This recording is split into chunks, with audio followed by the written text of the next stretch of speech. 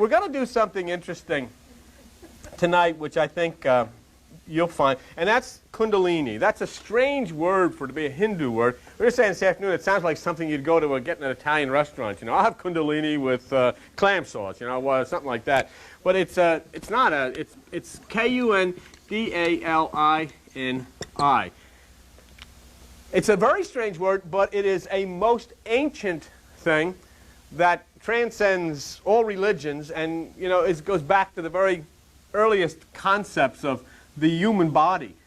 And basically, if you were to say what it boils down to, is the way that you take control of yourself. That's Kundalini. Rather than the lower self controlling you, this is the way that you control yourself. I mean, there are just certain ways and certain things that you do in order to make things happen. If you're going to install air conditioning, you have to follow principles in order to make the thing work. If you're going to install electricity, you have to follow that. In the same way, the ancients, the wisdom that came down from God, left us instructions on what to do in order to control your body and your mind rather than having the effect be the opposite.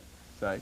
And this describes actually 7 chakras, which they call chakras, distributed from the base to the crown of the head, from the spine to the crown of the head. The reason that there is 7, I'll be quite frank with you, is because most of these ancient people knew only 7 planets. They could only identify 7 planets, and that's why they identified 7 chakras, and there's others who have a various belief in how many there are. And we're not going to go into the in-depth analysis of this. I'm trying to just to give you a light understanding or a light familiarization with the term and what it means. See? But to activate this in your body, and everybody can activate this in their body, but to activate it is to release realizations of spiritual consciousness and bliss. That's what it does. Spiritual consciousness and bliss.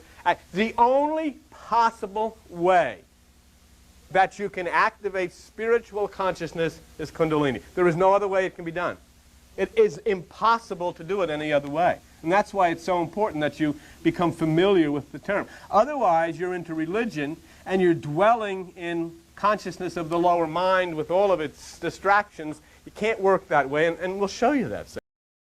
Die for knowledge.